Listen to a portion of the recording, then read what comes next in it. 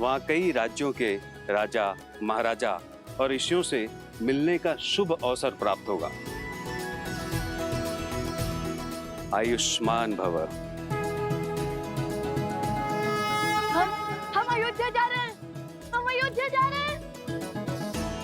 हम अयोध्या जा रहे हैं प्रभु श्री राम और माता सीता से मिलने। हम अयोध्या जा रहे हैं।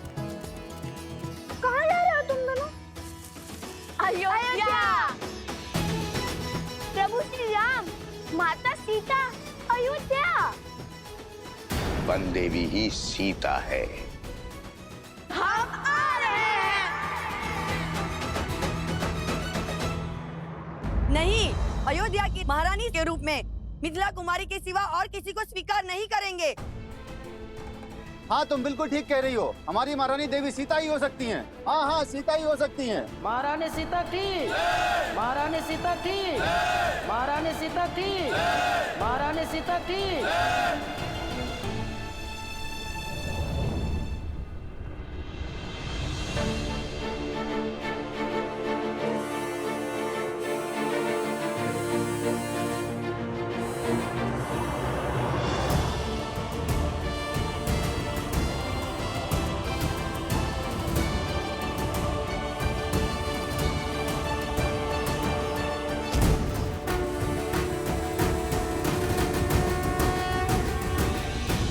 अयोध्या की महारानी आपके समक्ष है।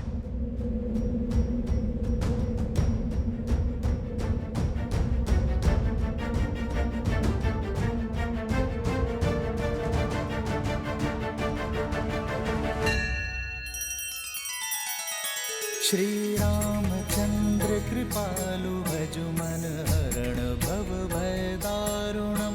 नव कंज लोचन कंज मुख कर कंज पद कंजारुणम। सिया राम, सिया राम, सिया राम, सिया राम,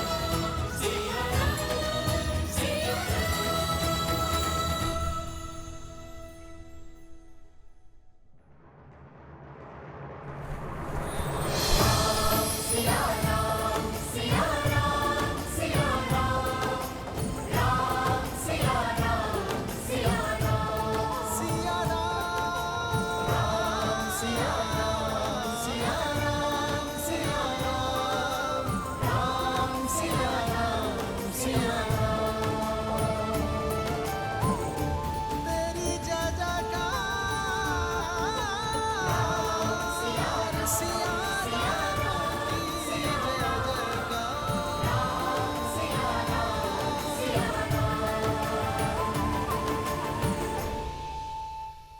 कर्म, शब्द और मन, ये तीनों मानव जीवन के अभिन्न अंग हैं।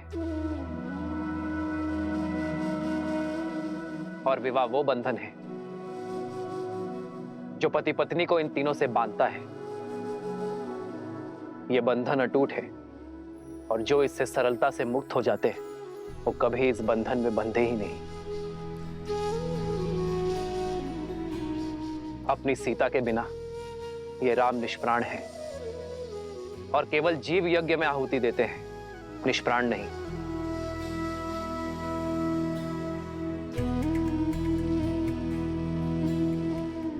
मेरी सीता मुझसे दूर अवश्य है, किंतु यदि मन एक हो तो तन की दूरी अर्थहीन हो जाती है। बिना कुछ कहे ही पति पत्नी शब्द और कर्म से जुड़ जाते हैं। मुझे अपनी सीता पर पूरा विश्वास है कि मेरी सीता जाग कहीं भी होगी, वो इस अश्वमेध यज्ञ में अर्घ अवश्य देगी। इसलिए मैं अपनी सीता का स्थान किसी और को नहीं दे सकता।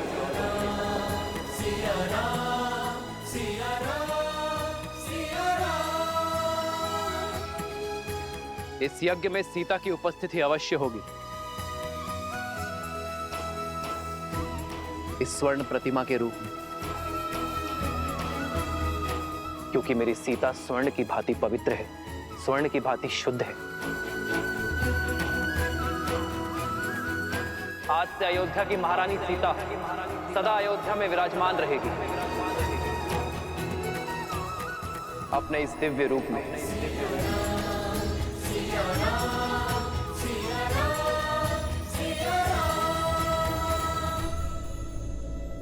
अब आप सभी विद्वान ये निश्चित करें कि मैं इस यज्ञ में आहुति देने का पात्र हूं या नहीं।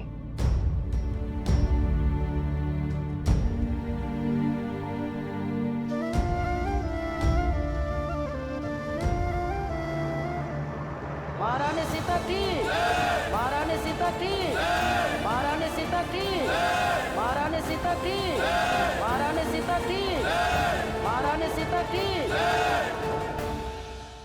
राम के दो मीठे बोल सुनकर साहस हारने की आवश्यकता नहीं है मित्रों। सहस्त्रमुख रावण के निर्देश की प्रतीक्षा करो। इस दाव का तोड़ उन्हीं के पास मिलेगा। धन्य हुआ आपसा शिष्य पाकर राजन। आपका निर्णय शास्त्रों और वेदों के अनुसार उचित है।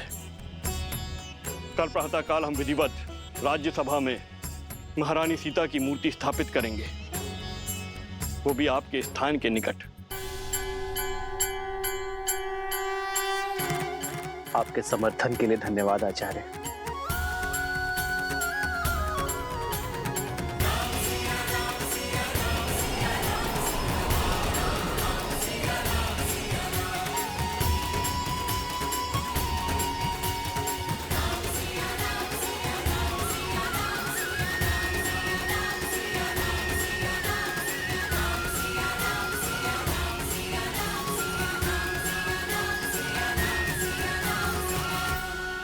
और स्मरण रखना पुत्रों, श्री राम की जीवन यात्रा निस्वार्थता का प्रमाण है। अपने सुखों को त्याग, प्रजा और राज्य की प्रसन्नता के लिए अपनी प्रसन्नता का त्याग और बलिदान का उदाहरण है। समझ गए माता, समझ गए। किंतु जब से हमें अयोध्या जाने का अवसर मिला है, तब से आप हमें त्याग और बलिदान के बारे में क्यों बता रही हैं? जो सत्य है वही बता रही हूँ। अच्छा तुम पूछो, तुम क्या जानना चाहते हो? अयोध्या को, उसके बारे में बताइए ना। उसके मार्ग कितना विशाल है, वन उपवन, उन सब के बारे में बताइए ना हमें। सब मुझसे ही पूछोगे या स्वयं जाकर भी देखोगे? माता, मन में प्रश्न आया। नहीं नहीं, तुम्हारे प्रश्न झेलने की क्षमता नहीं है मुझ में। मैं सोमकरण को बताता हूँ कि हम कल प्रातः प्रस्थान करेंगे। जब से मिथिला से आया हूँ तब से ही प्रश्न सोच रहा हूँ कि रानी सीता, नहीं, माता सीता श्री राम के साथ वन में गई ही नहीं होती तो लंका प्रसंग बनता ही नहीं। ये नियति थी, योजना थी, या श्राप था, या आशीर्वाद था? ईश्वर का काज ईश्वर ही जाने। किंतु श्री राम और महारानी सीता के लिए लंका प्रसंग उनके प्रेम का प्रमाण था। मानव जीवन में हर क्षण कुछ ना कुछ घटना घटती रहती है, किंतु पति पत्नी उन प्रसंगों में अपने पराक्रम,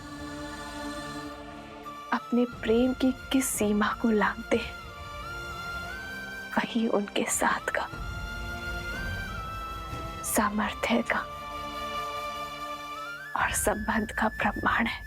अर्थात श्री राम की महानता, उनकी पत्नी महारानी सीता भी बराबर की भागीदारी है। वह प्रभु के दर्शन के लिए उत्सुक था, किंतु अब अयोध्या जाकर माता सीता के दर्शन के लिए भी उत्सुक हूँ। श्री राम और महारानी सीता बहन थोड़ी ना है कुछ। श्री राम के दर्शन में ही सीता जी के दर्शन समाये, और यदि अयोध्या जाकर पिताजी के दर्शन प्राप्त ना हुए तो हट ना करना पुत्र, समझे?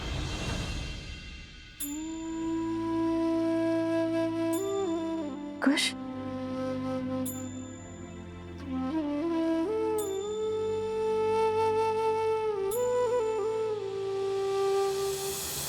अस्यै पूर्णा प्रतिष्ठन्तु, अस्यै पूर्णा शरन्तु च, अस्यै देवत्वमर्चायै मामहेति च कश्चन। ओम श्री मन्मना गणाधिपते नमः। प्रसन्नो भवः, वरदा भवः। सिया राम जय जय राम, राम सिया राम जय जय राम। महारानी सीता की मूर्ति स्थापना संपूर्ण हुई। सियावर रामचंद्र की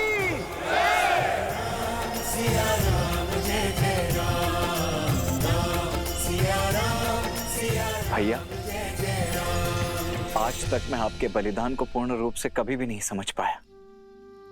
आपको देखकर सदैव यही सोचता रहा कि आपके पास परिवार का साथ तो है। आप जाना कि जब मनुष्य के जीवन में स्वजन का साथ ना हो तो परिजनों का साथ भी उसे अकेला कर देता है। परंतु मुझे अपने भैया के साथ के बिना जीना नहीं है भैया। इसीलिए आज मैं आपसे कुछ मांगना चाहता हूं। आप मुझे स्वयं से पूर्व जीवन का परित्याग करने की अनुमति दे दीजिए भैया।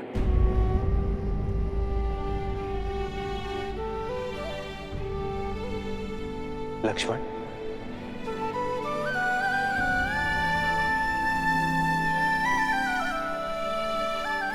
लक्ष्मण,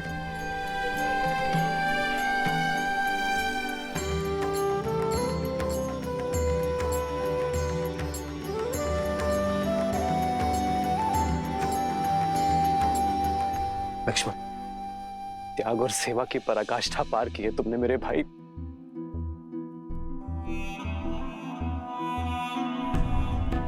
तुम कुछ और मांगो लक्ष्मण। कुछ और मांगने के लिए है ही नहीं भैया।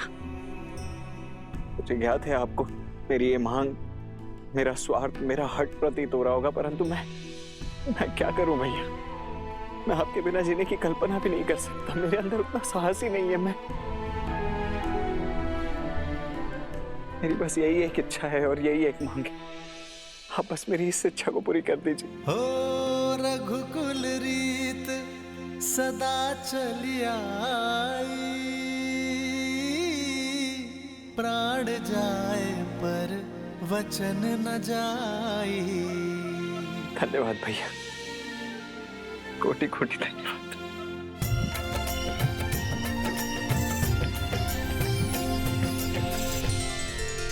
महाराज, मेरी भी एक इच्छा है। मेरे मन में सदा ये भय बना रहता है कि कहीं अपने सुख में अपने दीदी का त्याग और दुख को बिसरा ना बैठूं। इसलिए वनवास में पहने गए उनके वस्त्र को मैं अपने पूजा स्थल पर रखकर उनकी पूजा करना चाहती हूँ। वो वस्त्र देने की कृपा करें।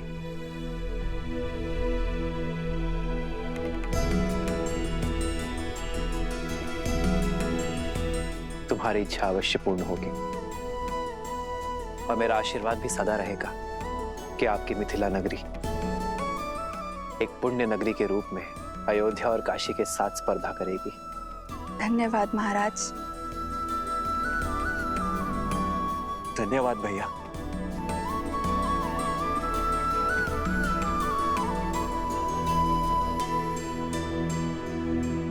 धन्यवाद मेरा नहीं,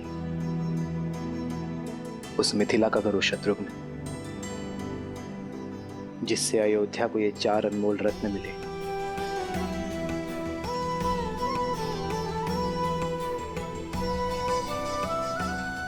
और जिनके तेज से हमारी अयोध्या प्रेम और भक्ति के प्रकाश में नहाई है।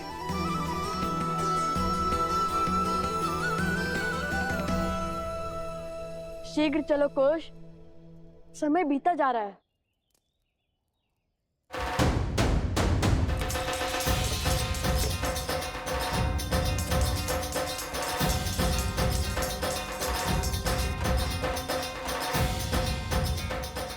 अंततः लव कुश का अयोध्या जाने का स्वप्न पूरा होने वाला है। बजाओ। ठीक है, किंतु ये बैलगाड़ी क्यों ले आए?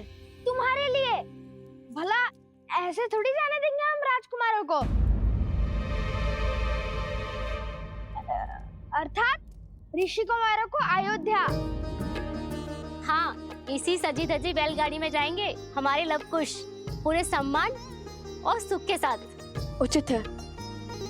और सोमकरण को भी तो इसकी आवश्यकता पड़ेगी। परंतु सोमकरण, तुम्हारी पोटली कहाँ है?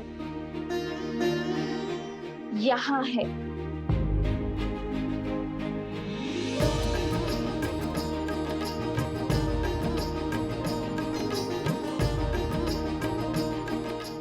एक सोमकरण के लिए 3-3 पोटलियां। केवल सोमकरण नहीं, प्रसूता के साथ साथ तुम्हारे उपगुरु भी तुम्हारे साथ जाएंगे। क्या? हाँ, तुम्हारा ध्यान रखने के लिए और तुम दोनों भाइयों पर दृष्टि रखने।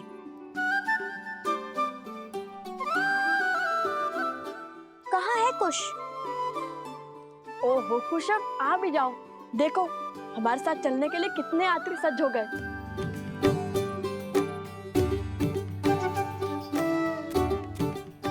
क्षमा करना, थोड़ा अधिक समय लग गया। ये नया धनुष किसके लिए? सोमकर्ण के लिए। मेरे लिए? हाँ, हम तो गायन और कला में लीन होने ही वाले हैं। कदाचित तुम्हारी रक्षा ना कर पाए। हर बार की भांति इस बार स्वयं अपनी रक्षा कर लेना। तो क्या हम अपने अस्त्र साथ नहीं ले जाएंगे? वीणा बजाकर रामायण का गान करने वाले को अस्त्र की क्या आवश्यकता है ना गुरुदेव? लाइए। क्या? वीणा। वीणा तो मेरे पास है नहीं।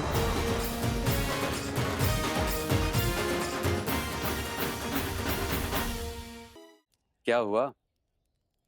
मुख क्यों उतार लिए? यदि भगवान वाल्मीकि तुम्हें रिक्त हाथ अयोध्या भेज रहे हैं तो इसके पीछे कोई ना कोई कारण अवश्य है। पुत्रों, अपने मन में विश्वास लेकर आगे बढ़ो। मुझे पूर्ण विश्वास है कि तुम दोनों मिथिला की भांति अयोध्या जाकर सबका हृदय जीत लोगे। और हाँ, इस बार गरिमा की सीमा मत लांघना। मैं प्रसूता से क्षण क्षण का समाचार लेती रहूंगी। वीणा तो मिली नहीं, किंतु उनकी सुरक्षा का दायित्व मिल गया। तुम्हारी ध्वनि यहाँ तक आ रही है। चलो, तुम्हारे प्रश्न का उत्तर मार्ग में देती हूँ।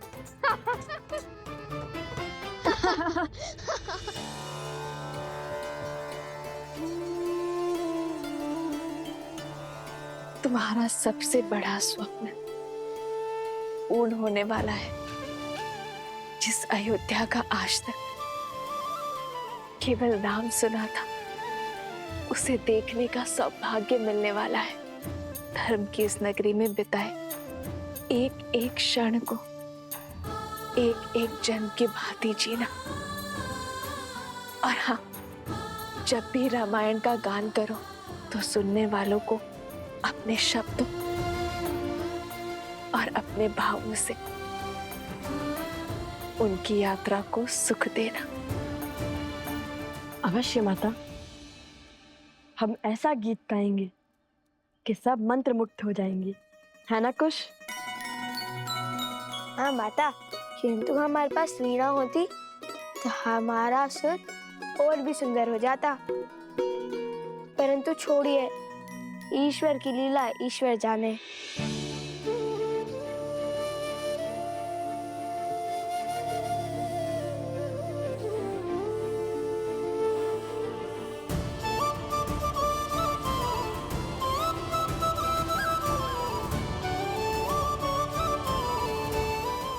आज्ञा दीजिए माता। यशस्वी भाव पुत्र।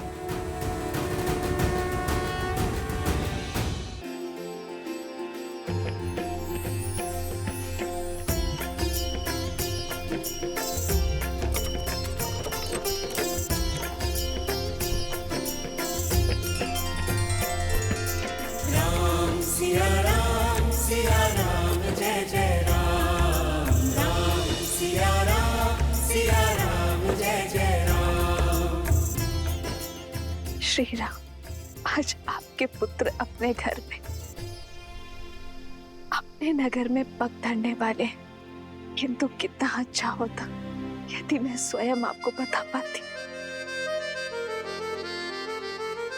कि रघुकुल के वंशज अपने राज्य में पधार रहे हैं। परंतु न जाने क्यों सुख के इस क्षण में भय मुझे खाए जा रहा है। किंतु उन्हें पूरा सत्य पता चल गया तो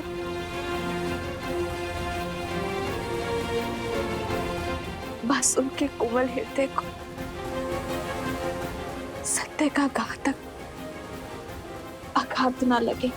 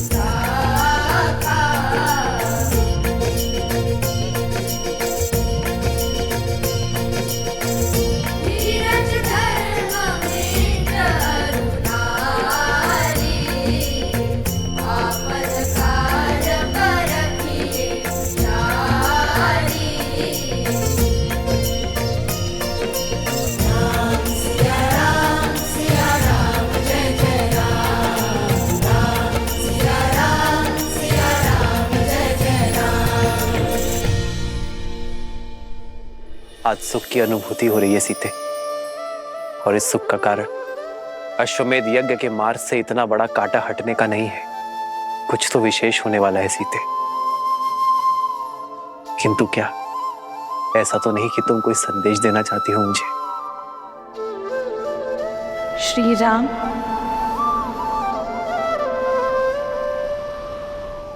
सीते,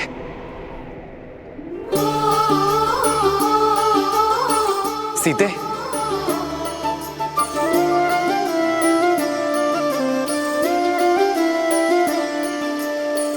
जन्म जन्म का है ये संगम, राम रतन सीता वैभव धन। एक है पौरुष एक समर्पण, एक है रूप तो दूजा दर्पण। राम है लोचन सीता दृष्टि, राम है बादल सीता वृष्टि। राम सिया राम सिया राम सिया राम, राम सिया राम सिया राम।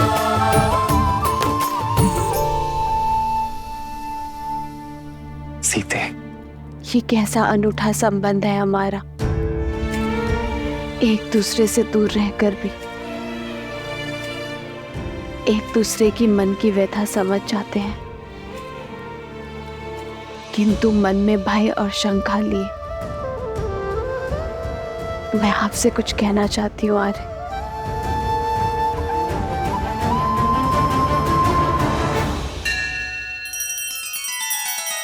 श्री रामचंद्र कृपालु भजु मन हरण भव भय दारुणम।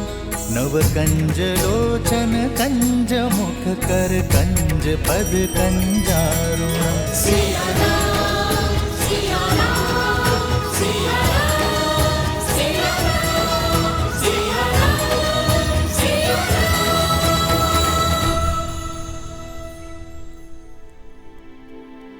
यदि मैंने आपके निर्णय को प्रभावित किया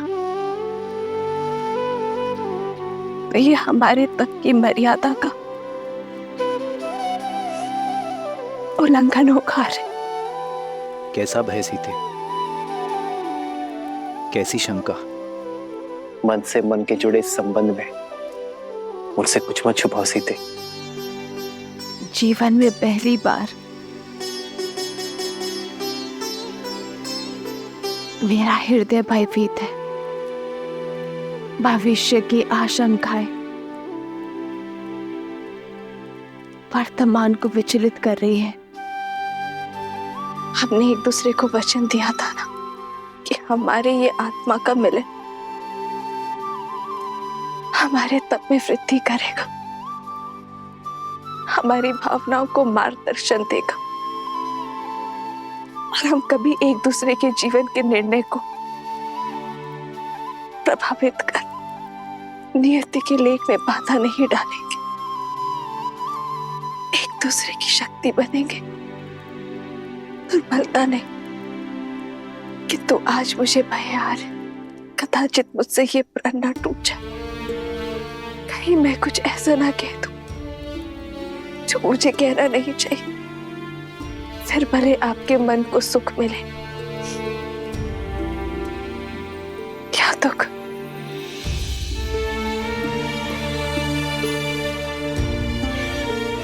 समझ गया सीते, इतने वर्षों तक तुम अकेले तप करती हुई आई और अब इस तप को भंग करने का कोई अर्थ नहीं है। सीते, तुमने मुझे अश्वमेध यज्ञ पूर्ण करने का मार्ग दिखाया है। कदाचित हमारे अंतर्मन की सीमा भी यही है।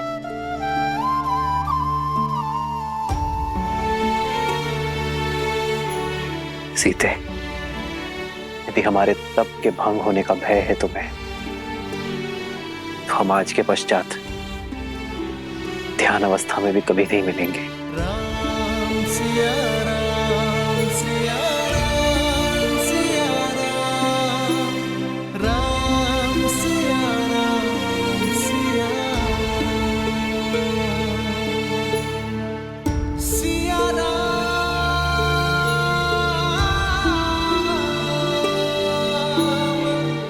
सिया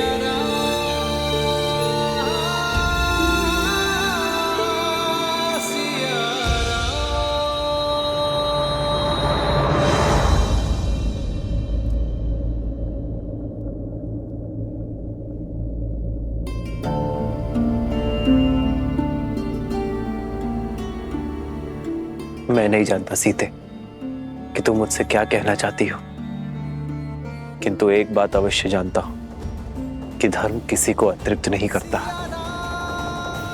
कभी ना कभी हम एक साथ अवश्य होंगे सीते, सदा सदा के लिए।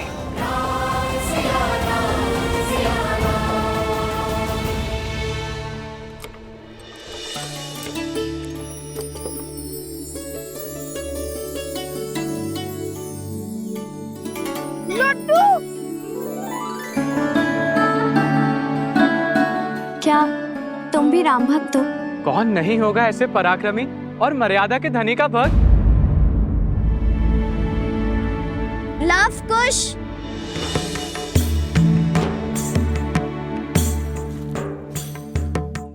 ये लो लड्डू खा लो, कब से गा रहे हो, थक जाओगे। लो। नहीं नहीं, थकान और अज्ञान मिटाने के लिए श्री राम नाम ही बहुत है हमारे लिए, और इस लड्डू की क्या आवश्यकता है।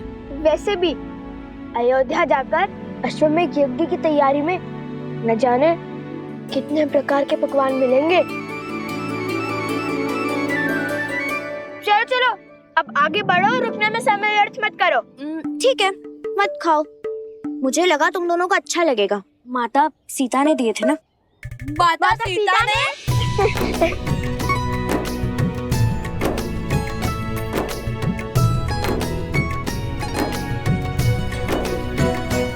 अरे मैं तो जल्दी जल्दी खाने की बात कर रहा था, बैलगाड़ी रोकने की कोई आवश्यकता नहीं है। चलो अब चले, अयोध्या पहुंचना है ना। कोई बचाओ हमें, बचाओ हमें, बचाओ, बचाओ हमें, बचाओ हमें, बचाओ। अरे कोई बचाओ, अरे कोई बचाओ, मेरी मेरी बेटी को बचाओ, मेरी बेटी को बचाओ, मेरी पुत्री की रक्षा कीजिए, रक्षा कीजिए।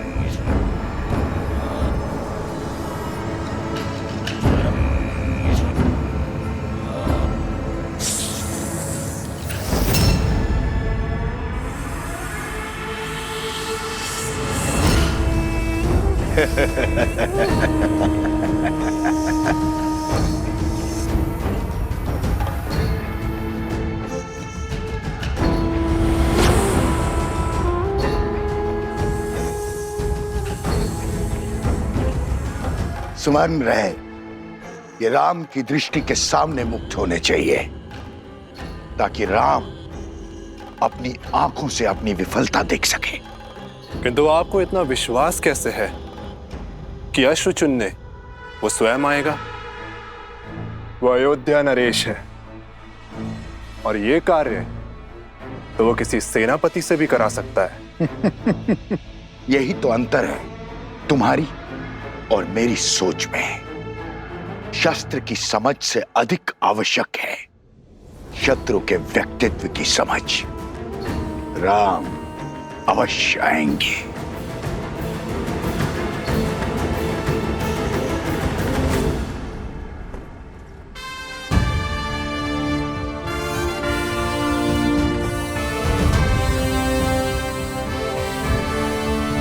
भैया, मैं राज्य के सर्वोत्तम अश्वों को चुनकर यहां ले आता हूं।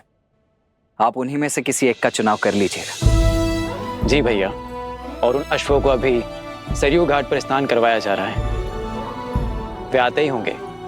जब एक राम वहां जा सकता है तो इतने अश्वों को यहां लाने की क्या आवश्यकता है? एक सच्चा शासक सदा अपनी सुविधा से पहले साधन और संसाधनों को रखता है। जैसी आपकी आज्ञा है। आचार्य, लगता है अयोध्या के महाराज की सेवा में आपके पढ़ाए प्रशासनिक पाठ भूल गए सब।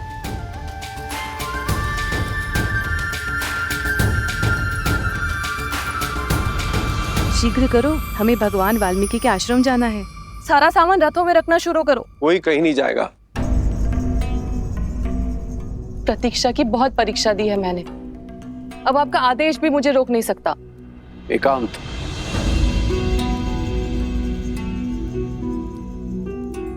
हट मत करो सुनैना, तुम वहां नहीं जा सकती। क्यों? क्यों नहीं जा सकती? मेरा हृदय चीख चीख कर कह रहा है कि वो मेरी सीता के ही पुत्र हैं, और सीता वहां भगवान वाल्मीकि के आश्रम में वनवासियों का जीवन जी रही है। हृदय तो मेरा भी यही कह रहा है, किंतु भूल गई उन बालकों ने क्या कहा था। उनकी माता ने उन्हें सीख दी है कि हमें बीते हुए कल की ओर नहीं, आने वाले कल की ओर देखना चाहिए।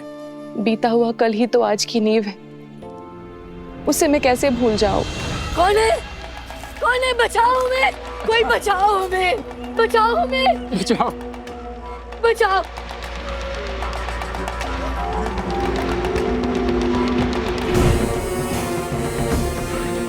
तो तुम दोनों नहीं उठोगे तो ठीक है, हम इस खाट का दूसरा पग भी तोड़ देंगे। नहीं नहीं, ऐसा मत करो, ऐसा मत करो।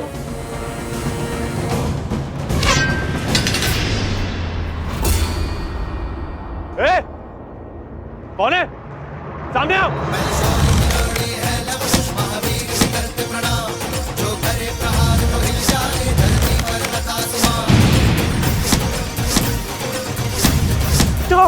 देखो यहाँ से। इस कन्या को उठा के लेके चलो। अरे कोई बचाओ, बचाओ मेरी बेटी को, बचाओ बेटी को, बचाओ।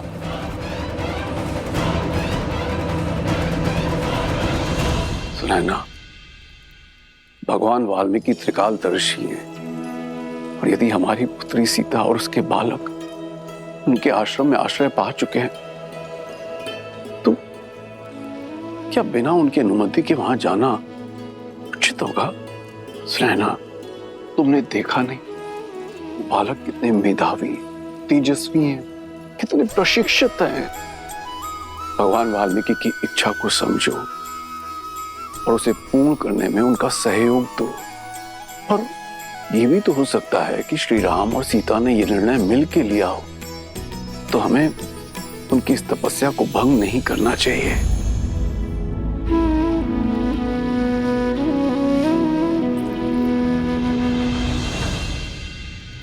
मस्तिष्क तो हर बात समझता है, किंतु इस मन का मैं क्या करूं आर्य?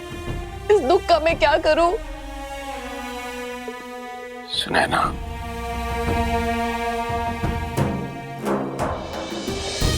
बीते हुए कल को तुम नहीं बदल सकते, किंतु आने वाले कल की सुध तो ले सकते हैं। चलो अयोध्या चलते हैं।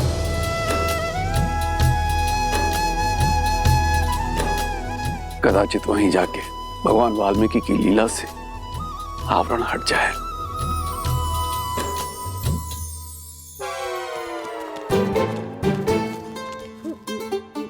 तुम ठीक हो? हाँ, वो तो लव कुश ने सबको मार भगाया, अन्यथा मेरा शौर्य देख दिया। अब चलो। कौन है? किसने हमारी सहायता की?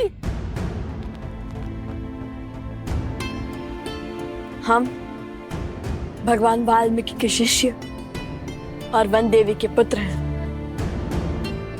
आपकी करुण पुकार सुनकर हम यहाँ आए हैं। पुत्र, हम वृद्ध और दृष्टिहीन हैं। हमारी पुत्री कहाँ है? वो दुष्ट कहीं उसे उठाकर तो नहीं ले गए?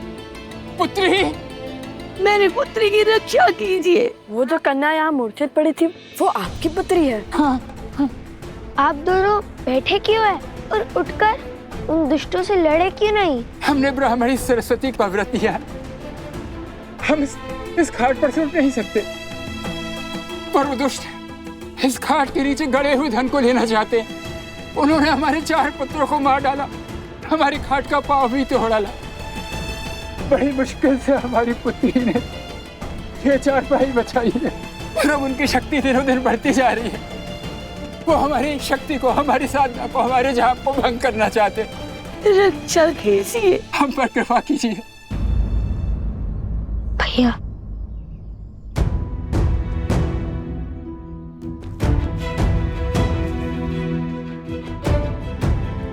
भैया शीघ्र अतिशीघ्र अयोध्या पहुंचे या इनकी पुत्री को बचाएं।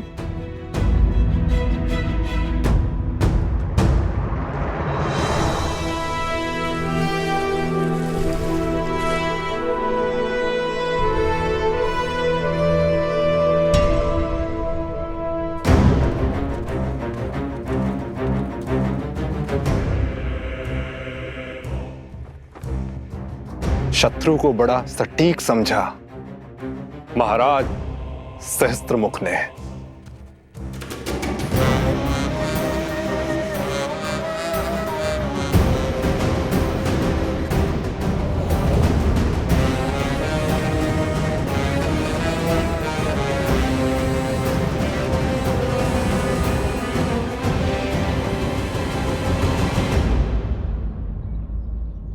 अपने आप से पूछो कि यदि श्री राम यहाँ होते तो वे क्या करते? अश्वमेध यज्ञ। यदि श्री राम हमारी आयु के होते तब वे क्या करते? वो तो अपने सैनिकों को उनके पीछे भेज देते। श्री राम तो राजकुमार थे ना।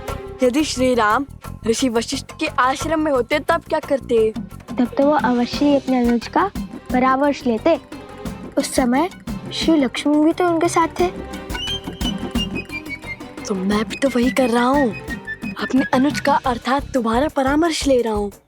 अब बताओ वे क्या करते?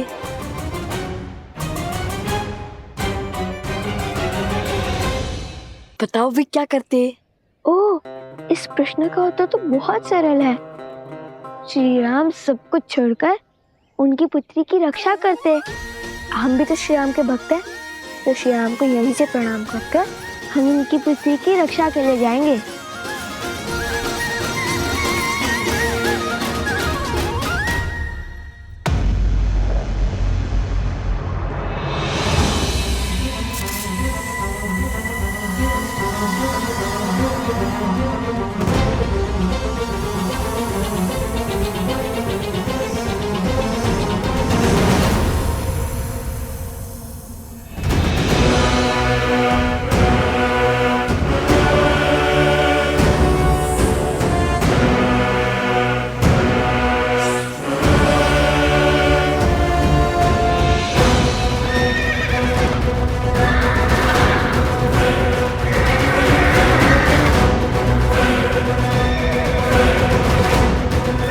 अरे ये क्या कर रहे हैं? इन अक्षरों को संभालो कोई।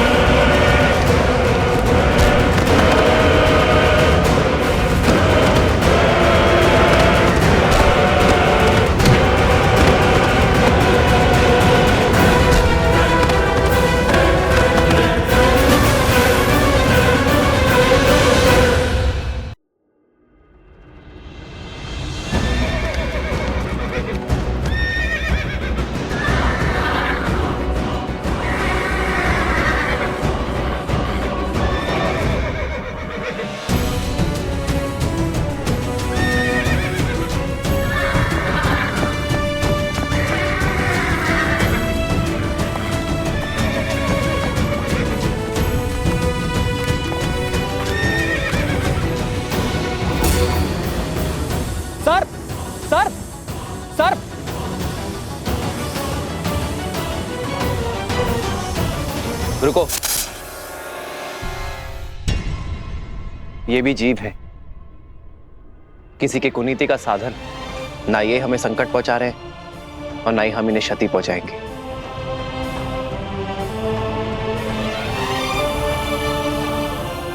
हनुमान, प्रभु, इन्हें इनके उचित स्थान पर पहुंचा दो।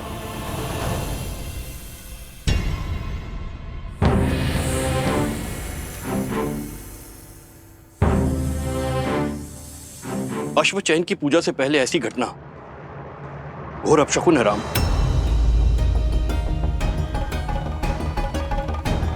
अब कैसे चुनेंगे अश्व?